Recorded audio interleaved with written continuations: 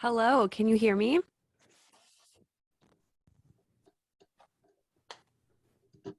Nope. All right. So did you have a good Christmas? How was all the holidays? Yes, it was so good. I'm at home right now, so I don't have like a cute little space to do any video stuff, um but I snuck away into one of the bedrooms. But yeah, Christmas is good. It's cold. I'm in Minnesota, back at home. Yeah, it's good. I have been feeling a little bit under the weather. So that hasn't been super fun, but Yeah. it's not COVID. So thank goodness. How's your Christmas been? It was good. I woke up yesterday with a damn cold, I assume. I was hacking and coughing all day yesterday, and uh, it's not good down here in Mississippi because you're cold one minute, next day it's 95 degrees.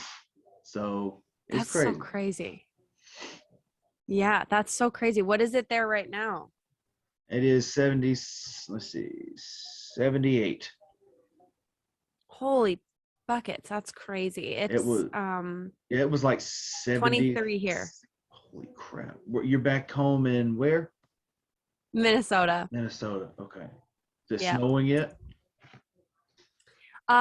Yeah, we have snow. We had snow on the ground when I got here. And it snowed. I think it snowed yesterday all throughout the day. It's not snowing right now, but I think it's supposed to snow off and on throughout Tuesday. Okay. So lots of snow. Okay. Well, look, you're back home in Minnesota. We're not gonna do our usual 2 hour chat like we usually do. You got stuff to do. I got stuff to do. I gotta get Absolutely. my damn TV went out yesterday, Christmas, and now we're stuck with like a little 12-inch TV. So I have to go today to go pick one up from Best Buy is where we're going. And it's Okay. everything happened all at once. It's like, damn, the dishwasher went out, then the stove went out, now the TV went out. We're like, damn, when it rains, it pours down here. Oh my gosh, I'm so So it's sorry. like now we gotta replace everything. That's I'm like, shit. Did it all go out over Christmas? Um, within a couple weeks of each other. Oh man, if the stove and the dishwasher went out in the coming of Christmas, I'd be like, well, Yeah, it was a looks like we're not having it. lot of hand washing the dishes the past couple of days. So I'm I'm just glad sure. glad we just didn't have the traditional Christmas dinner because that would have been everywhere. It would have been crazy. Yeah. Yeah. Oh my gosh. Well, I'm glad that you guys are figuring it out. Teamwork. Yeah, when you head back Got it. to Nashville. I'm heading back the 31st. Oh, okay, so you're staying through New Year's or almost through. Um, Almost. Yeah. Yeah. Going back to Nashville, for New Year's. So yeah, that'll be fun. All right, so let's just get down to the nitty gritty. What I got you back here All for, right. Brooke, and this is going to be we did this last year. We're doing it this year. Hopefully, we'll do it next year as well.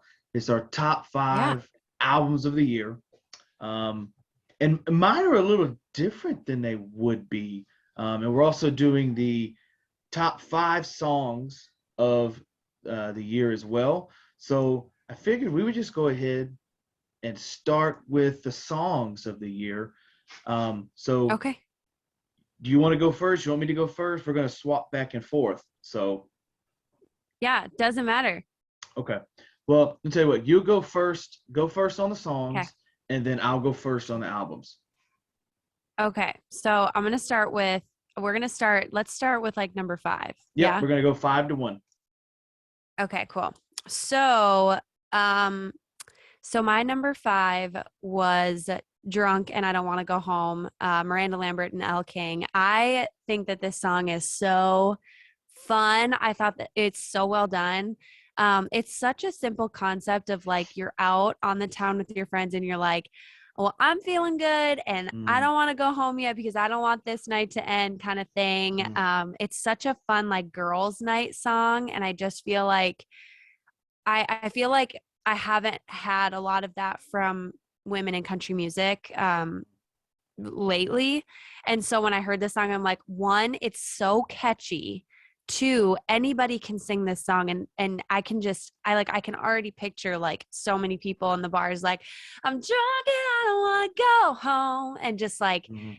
I don't know, fists in the air. I think it's such a cool song. Again, simple concept, but I thought that they did it so well. And also Miranda and Elle King. Are you kidding me? Like, Yeah. how cool is that collaboration? I would have never personally put them together, but I'm like, duh, it's brilliant. It's So, like it's like when Dan and Shay got Justin Bieber on. It was like, what are we doing yeah, here? But then it turns out, oh, I see what they did, and you're glad they did it. exactly. Exactly. Yeah. So I thought that they did such a good job with it. I think it's such a fun song, and I love seeing fun songs from females. I think it's really few and far between when we get that. So, yeah. All right, here's a little bit of Drunk and I Don't Want to Go Home. So bartender, take my keys. What do you want from me, baby? I'm drunk and I don't wanna go home. All right, so I was going to ask if you can hear that, but I assume you can. We got the Oh dancing yeah. going on here. I'm jamming. I'm jamming. All right, my number 5 is a little odd for me. I don't know where I heard these people from. Don't know where I heard the song from, but it's We Three, Half-Hearted, and I'm assuming they're a pop group. But let me play this real quick, and we'll get a little hint of what it is. The fighting is done, and nobody's won. So now we're just laying here, we're steaming empty guns. And out for my heart has always been yours. That to me, I am a sucker. Wow. I am a sucker for a slow ballad song. It just happens to be a love song. I'm a sucker for those. I don't know. I've always been the type of person since I can remember. I remember getting like the first Blake Shelton album when it first came out on CD, and remembering, damn, these slow songs are so good. And it's just since that part. If an album doesn't have at least a couple of slow songs on it, it immediately goes on the back burner for me. But that song right there, that is an emotional song that just makes me feel so depressed, but makes me feel so happy as well. Makes me feel so depressed. I I don't think love I've that heard stuff. that song. Yeah, I don't know where I heard it from. I must have been the mall or something, and I just come upon it. I was like, damn, because Yeah. I remember I Shazammed it, and I was like, I don't know what this is, but I loved it, Oh, and I found it. I was like, wow, that was good. wow. Yeah, that is good. I mean, I'm excited for your top 5 because I'm just gonna like disclaimer, mine are all country because that is a lot of what I listen to. Not that I don't listen to like pop and all of that, but that would have made it like 10 times harder for me because I am a little bit biased, I feel like, to Right. country music. So, um, but not to say that other music isn't amazing, because other music is amazing, but that would have made this like, This makes it. it's hard for me to compare that because it they're in different lanes and the writing is different, the production's different, you know what I mean? Like, it makes it so so it makes it's it hard. so much harder. Like every time we do this every year, I stress out. I'm like, Yeah. because my favorite, my favorite artist, this person, they put an album up, but it's not that good. But if I don't put them in the top 5, are they still my favorite? I have that struggle every year, and I'm like, Right. shit. Yeah. But it's hard putting pop in there. Most of mine are country though. I have a few that snuck in that are pop, but a good majority of them are country. Yeah. I mean, I'm excited. I've got some honorable mentions I do just to too. like mention them because I do too. I need to do that. Otherwise, I won't be able to sleep. All right. Okay, so are we going on to number 4? We're on number 4.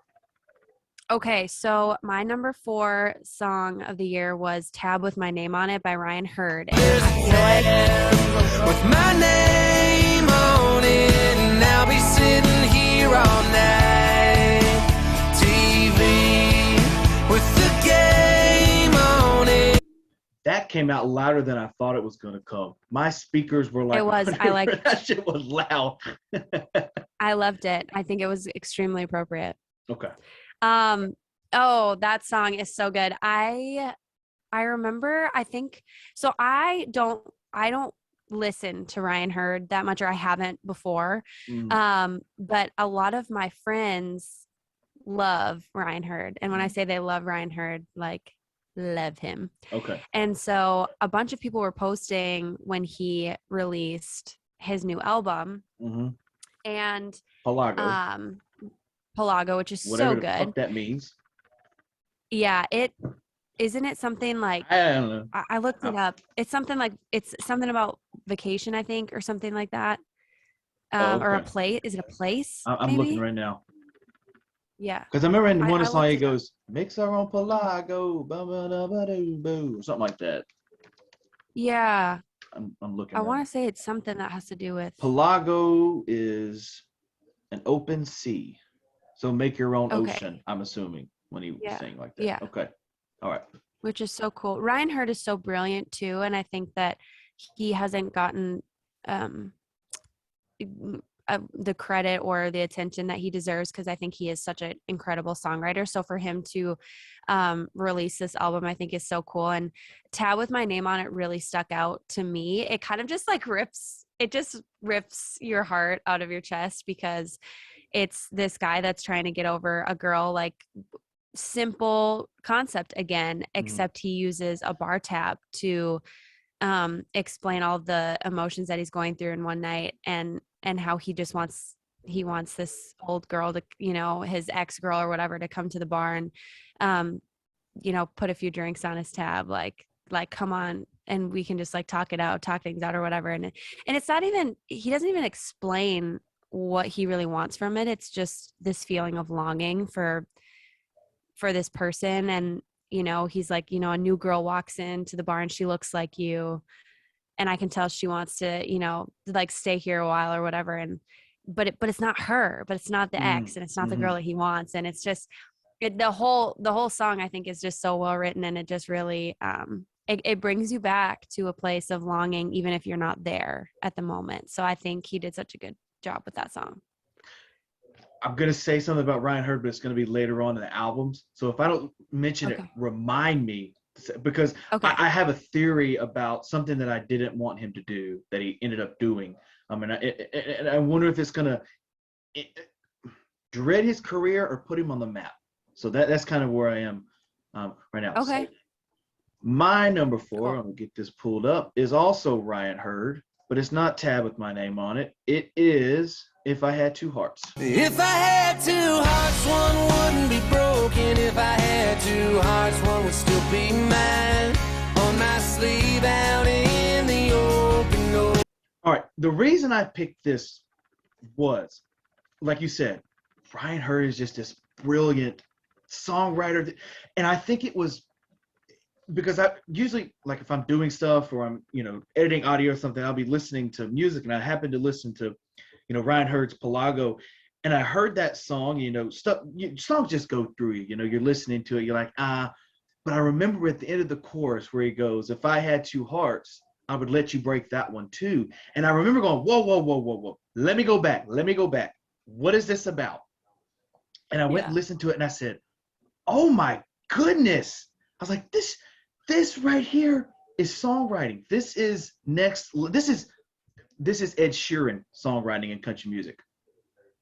I was like, if he was so in love with her, he would give his other heart just to go out with her for, however long they went out before, and then just gonna end up breaking it again. And I was like, whoa.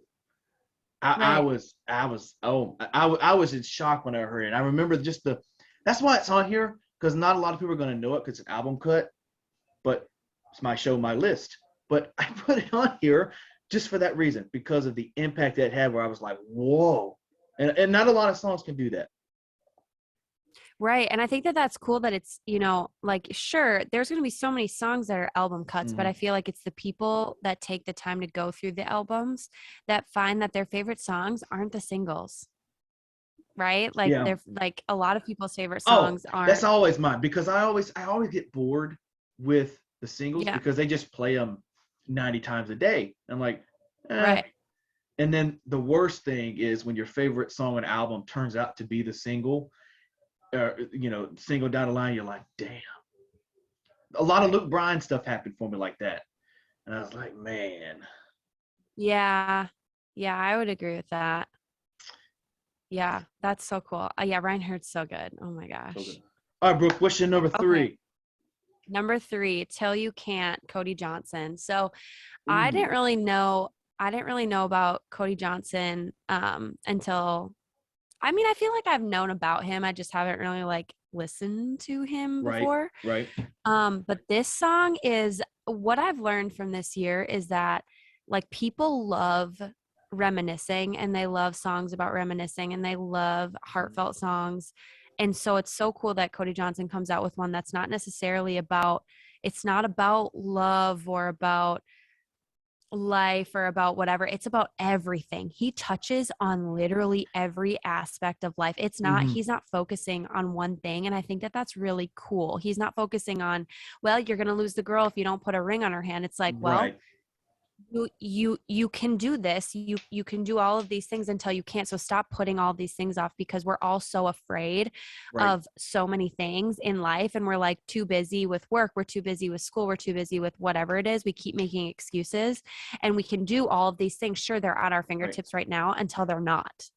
And the fact that this song touches on that is heartbreaking and eye-opening, and the people have loved it, which makes me so happy for him. So yeah, this song is amazing. If you got a chance, take it. Take it while you got a chance. If you got a dream, chase it.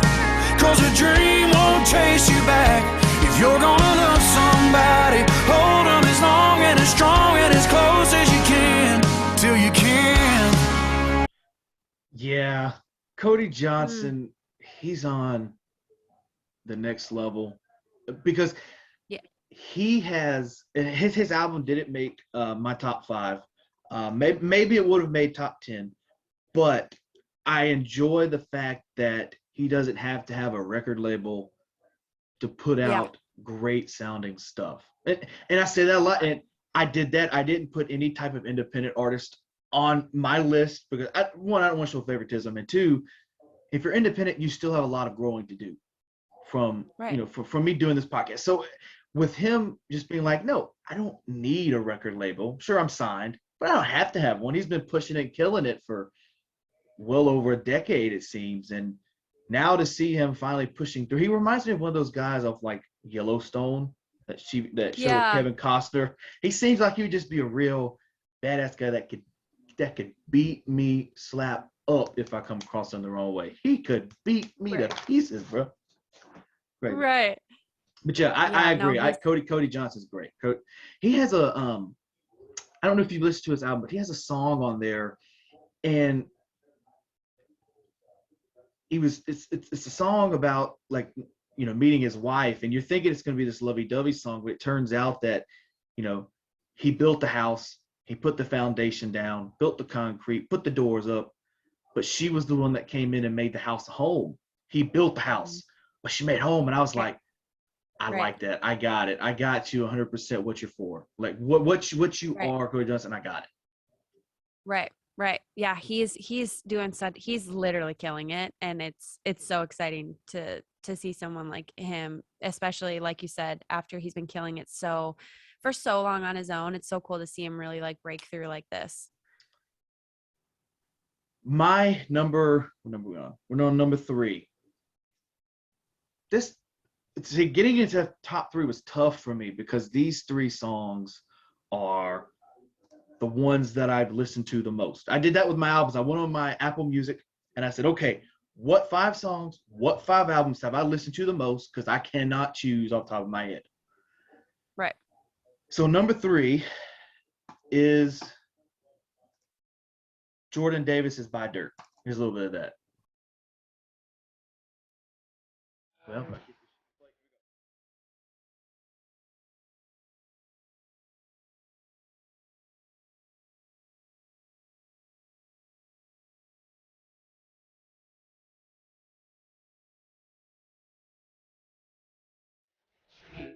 I mean, I mean, come on, It's come on. It, I wasn't the biggest Jordan Davis fan when he came out. I wasn't. Because to me, he sounded the same as every other person on country radio. He sounded the same. But it was this, because a lot of people now, I will listen to the radio. I don't do that a lot, but when I do, I'm like, who is this person? It could be a number of people. And then when I heard Right. it and I realized it was Jordan Davis, I said, oh my goodness, like, Buy Dirt. And it's a beautiful, beautiful picture of simply life. Right. And then to add Luke Bryan on it, a lot of people are going to hate on Luke Bryan like they hate on Florida Georgia Line. I happen to like Florida Right. Georgia Line, and I happen to like Luke Bryan. Yep. But I think Luke Bryan here, he didn't have to be a part of it in order for it to go number one, because Jordan Davis had a couple. But I think this Right. just made it put an edge on it that it needed. And man, this song was, I mean, just a portrait of life. It's like a paint me in Birmingham. It's just a portrait. It is. It's so funny because I was just talking to one of my friends about this recently. It's like that there hasn't been another Paint Me a Birmingham. Like there hasn't been another one of those. And now thinking about it, it's like, no, Buy Dirt is. It is that. It's painting that entire picture of what everybody wants for life. And seeing so many videos on TikTok too of people like dancing to this at their weddings. It's just so sweet. Yeah. I love it. Well, I guess speaking of Buy Dirt, that was my number 2. Obviously, I mean, everything that you've said, like I've never been like a diehard Jordan Davis fan. But when I heard this song, I mean, this is an undeniable song. This is so well written, and so just by the title, it's disguised so well. And I think they could have really let the title down, but they didn't, and they wrote this so well. And I mean, like you said, Jordan and Luke Bryan absolutely sold it. And I personally think Jordan Davis could have. I mean, I like that version too. With like I think I think his voice is just so good. And the cool thing about this song is that it could have been a ballad. It could have been made to be like a broken down, pulled back ballad, which I think it would still be cool. But the fact that it still moves and it still drives is really cool because the sentiment is pretty deep.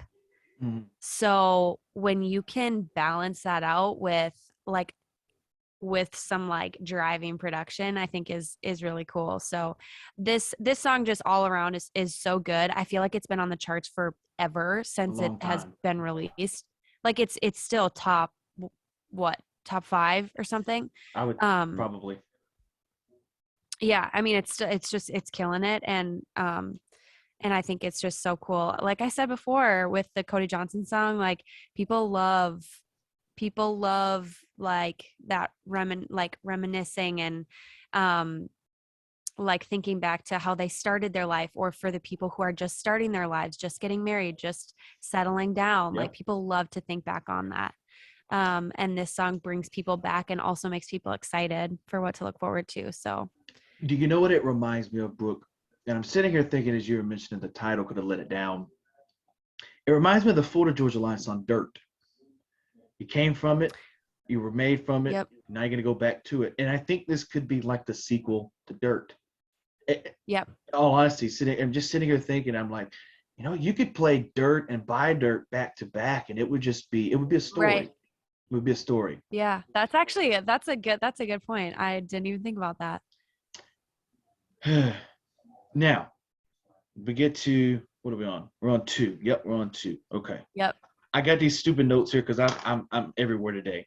So my number 2, I'm a big Kenny Chesney fan. I haven't been a fan of his for the past couple of years. I remember Christmas one year, I was probably 4 or 5. I remember getting the cassette tape of No Shoes, No Shirt, No Problem, and being like, yes, I'm the realest person in the room. I got Kenny. And ever since then, I've been a big Kenny fan because Kenny, in my opinion, has these killer ballads. Like I mentioned, I'm a fan of ballads. And I think he has, he may not write a lot of his songs, but he has a damn good mind at picking songs that fit him perfect. Yeah. So Number 2 is Knowing You from Kenny Chesney. But God, we were so alive.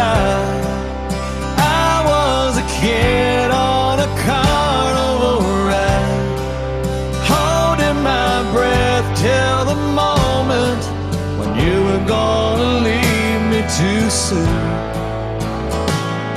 I'll finish that out in a second. It sounds like a 1990, early 2000 Kenny Chesney. It sounds like old Kenny. It is fantastic. It's bringing me back.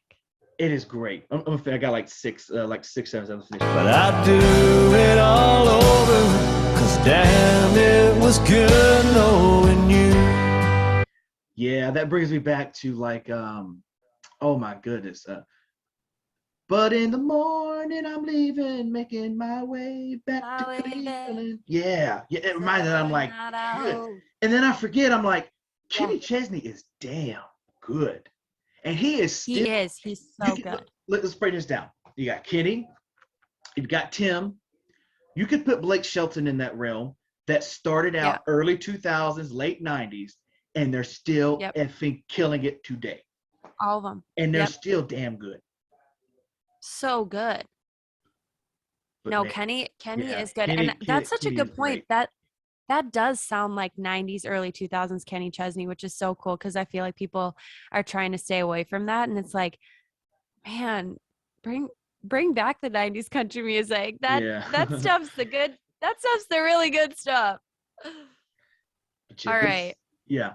Now, obviously, I knew your list. I don't know your albums list. You can say that. I knew your song list because I had to put the music in here.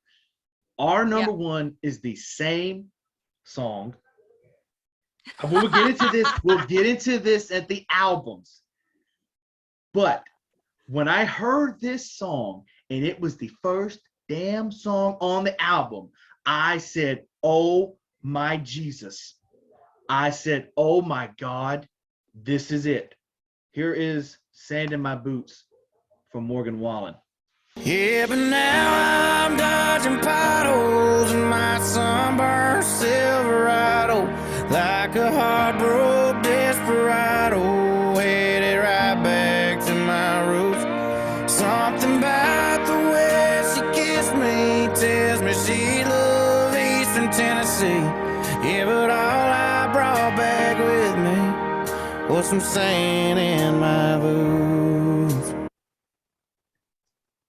I am going to play it one more time for the people in the back. Listen to this shit. Listen to it. Now I'm dodging potholes in my sunburned Silverado, like a heartbroken desperado, headed right back to my roots.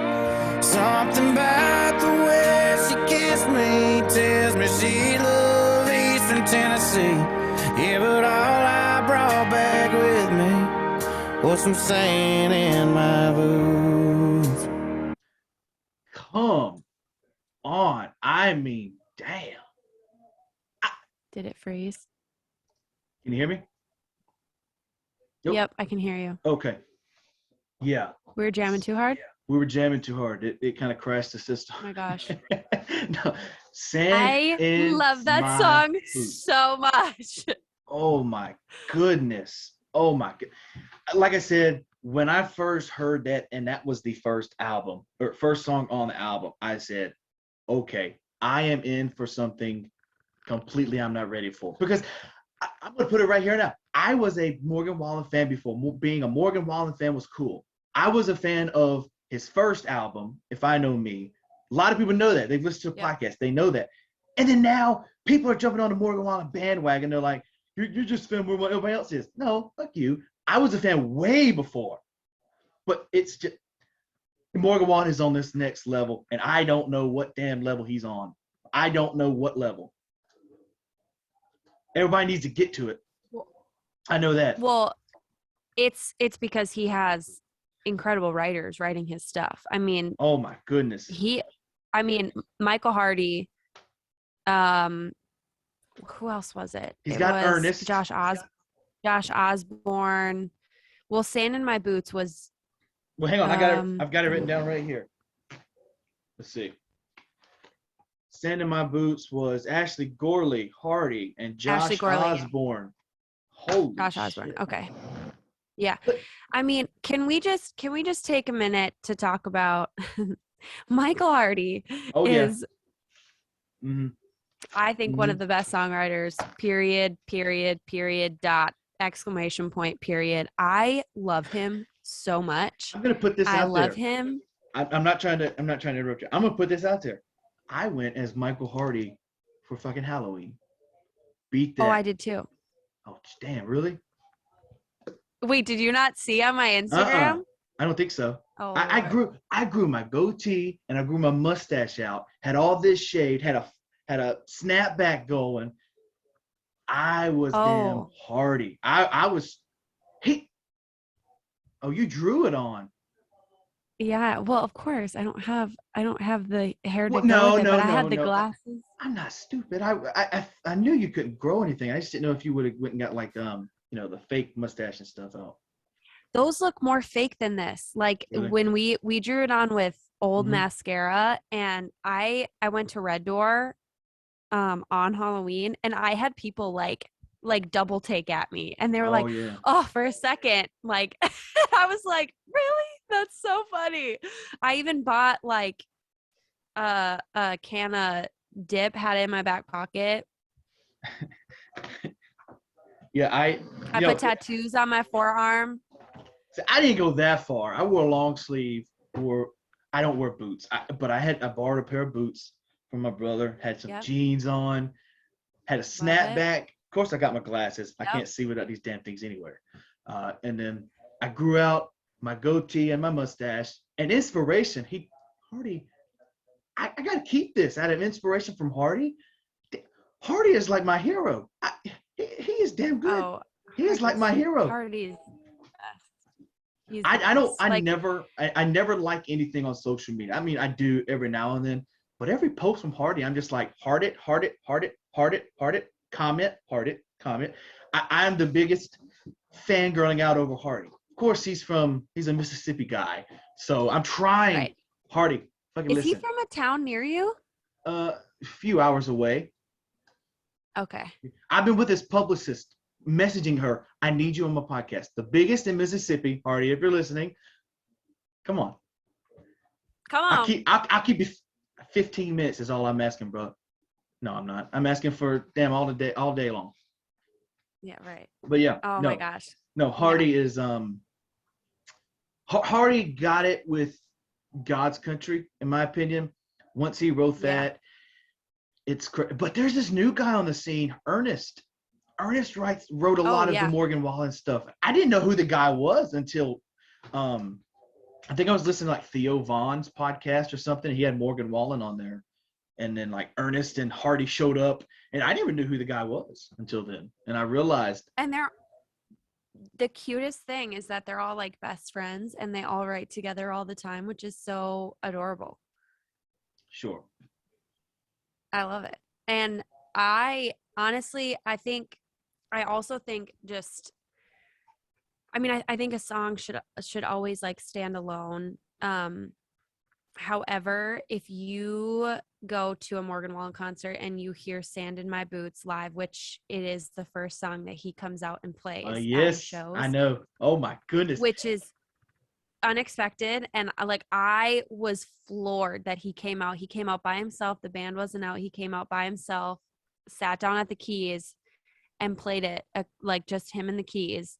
And when I tell you, he played a few notes and the entire crowd, I think there was like 20,000 of us started singing the first word, from the first word to the very end. Like you could barely hear him because so many people knew every single lyric. And that is when you know that you have a good song under your belt. And like, obviously that song wouldn't be what it is without Morgan Wallen, but like the writers on that absolutely smashed that. And like, how cool for Hardy to be on tour with Morgan, getting to be backstage and seeing 20,000 people sing a song that he wrote.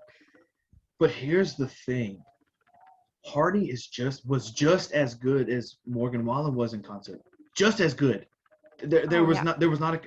He was a straight A competition. in my opinion. Obviously, Oh yeah, obviously they're Morgan just Wallen's different. 10 times bigger than Hardy is, but um, it They're was just crazy. very different. It was crazy for me because me, my brother, and his wife. My brother's wife went and saw Kiss in town, Oh, and so fun. I remember crying because it was just.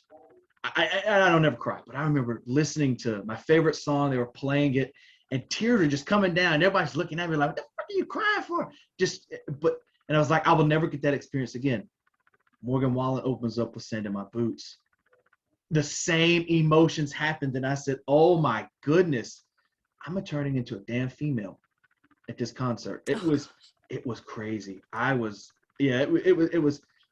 Morgan Wallen is obviously I'm going to talk about him more in the next segment. I don't know about you, but I will.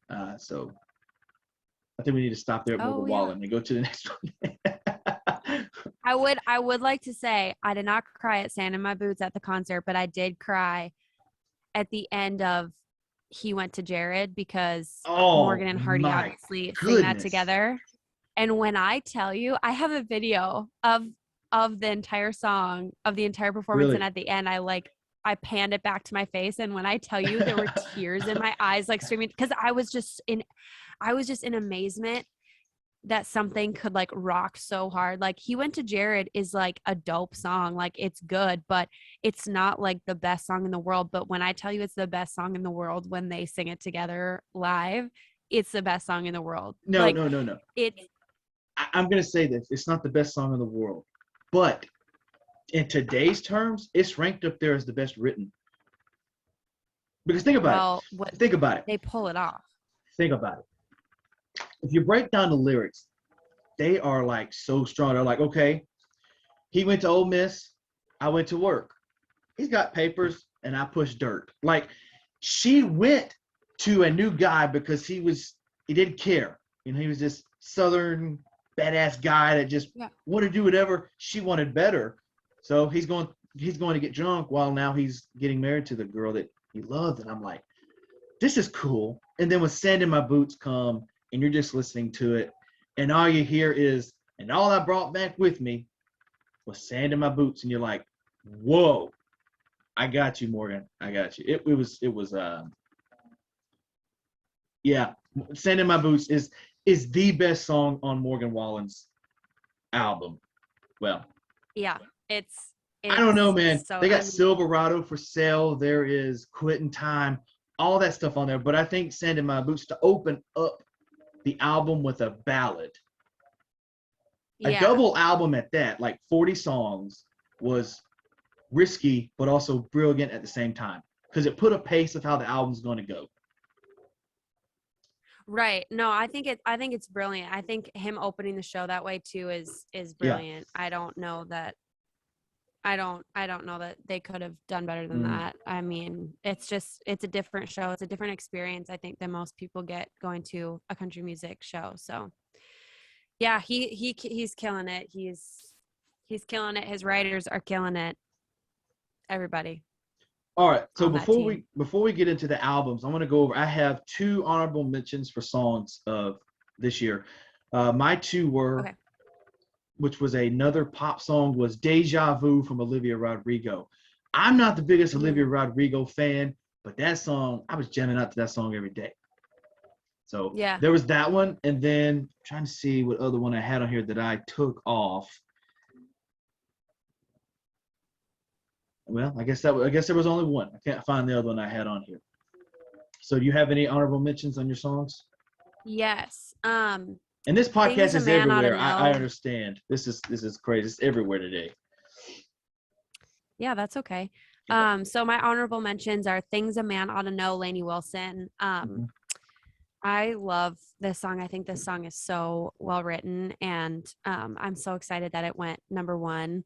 Um, it's just it's so cool, and she's such a baddie. I think this song deserved the recognition that it got, and I'm so happy for her to have a number one with this song. It's so good. It's written so well, and I know that a lot of girls like relate to this song so hard, and it's just so cool. I mean, not only is it like I know the things a man I don't know, but it's also like because my daddy taught me how to do all these things, and he raised me up to know all these things. And it's not only, I love how detailed it is, in like the things that her dad taught her how to do, like change a tire, whatever, Drive a and truck. then also just right, and then just emotionally, like, she's like, I know what you should do when, a girl's leaving you or whatever, and that you should chase her down the driveway or whatever. Like, I think Right. that was so cool. And then my second one,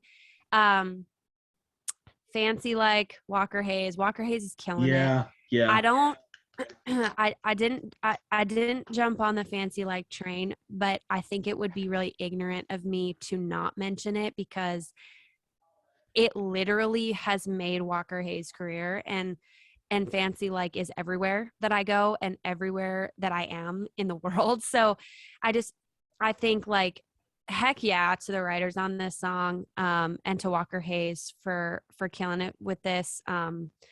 I think Fancy Like is just, I think because it's just so real, it's such a real song. And so many people are like, that's me. We go to Applebee's, because most people don't live a fancy life. Most people don't, go out to these fancy dinners and do these fancy things. And like, sure, people like to see it because they're like, wow, they love reality TV, right? Like, oh, wow, that's really cool to live a life like that. But most people don't live lives like that. And so this is a song of the people. And I think it's what a weird but also so cool way to write a love song. Yeah, she's fancy, like, like that's so cool. I think it's just owning the way that you live. And anyway, they killed it with that song. So No, yeah. No, I was friends with Walker. He come on the podcast really early, like the first 6 months I did it. This was before Bobby Bones got him, and Bobby Bones basically blew the guy up. Basically, this was way early. This is 5-6 years ago. And okay. I've always been friends with Walker. I still text him every now and then, we're still cool. And then he releases Fancy Like. And I remember going, okay, normal sounding Walker. But then TikTok happens and he blows up on TikTok, and that's why the song's so big. But a little background information, I got blocked by one of my 90s country heroes for taking up for a friend. Travis Tritt blocked me on all social medias because he was dashing and bitching about how country music is today. Because this was when Fancy Like was the biggest song in the country. And then he comes to it and he says, people that do not, people that support me and support Walker Hayes with Fancy Like, you should just go ahead and unfollow me. Something along those lines. I comment and I say, hey, Travis, isn't it weird that you had the same reaction to your music back in the day when you first come out with 10 Foot Tall and Bulletproof? And look at you now. You're one of the biggest of the 90s. So you have to think about, you were in his shoes at one point as well. You weren't country to the people that were before you. Sure. I got blocked. So that was cool as shit, because I was like, hey, at least he knows I exist. At least he realizes, I take up for friends. I take up for people that I care about, because you're not going to sit there and crash somebody's party because you're no longer famous anymore. Fuck you, Travis Tritt. I don't even listen to your music anymore. That's interesting. That's so sad. That's so sad. I mean, I understand. I understand. I understand that he is an older generation. My mom and dad are the same way. They're like, I don't want to really listen to today's country. I don't like it. It's not real country. I understand his mindset. But he's also not just a regular Joe listening to music. He's also somebody that was in the music industry when country music was blowing up, and he was right there with Marty Stewart, who had a damn mandolin, and mandolins had disappeared from country music for 30 years in the 90s at that point. So yeah, I mean, that's so hard. That's so sad. I wish that we lived in a world where everyone could just support everyone, because you know what, like, music is always going to change. Like, I don't think country music is going to be what it is right now in 5 years. I think country music is changing. I think Morgan Wallen is shaping country music. But it needs to, Brooke, because if it doesn't, it's going to disappear. Think about jazz music. Jazz hasn't evolved around the years, and it's kind of dead, except for Kenny G. Mhm. I mean, if it doesn't evolve and turn into something, I always use the analogy that wrestling is like music. If we're still watching Abraham Lincoln wrestle back in the day and they've never changed anything, nobody would watch that crap. If music stays like it is now in 10 years, nobody's going to listen to that crap. Yeah, but I mean, and I think I think, for example, like Taylor Swift is such a good Right. That's is right. such a good example of that. Like just her evolution. Like I don't think she's put out any record that's exactly the same as another. I think I mean, man, she went from Reputation to, was it Me? And then I don't know. I don't. or her, I don't know, her like Lover album. And then 1987 or I don't something, even wasn't know. it? No, 1989 Oh. was older. There was Reputation. I think she came, yeah. LOL, big Swifties here. Um, Lover album, Lover, yes. okay.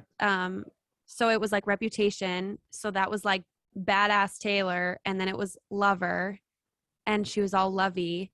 Like Mm.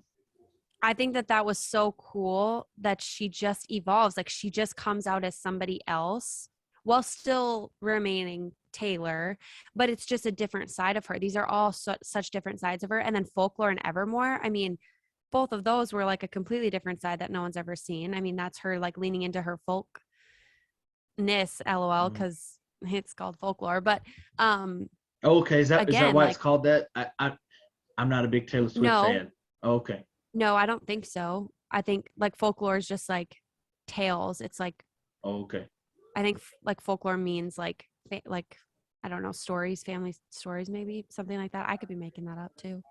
Probably. But she just reinvents herself with each album, and I think that's why she's so successful with each album, because I think that is where artists struggle, is that Mm. they struggle to reinvent themselves with each album, or each album sounds the same or has the same structure to it. And I think that's why she's so successful, because she comes out with something different and she keeps people on their toes. You have no idea what's about to come next from her. Right. And I think that's why she's so successful. So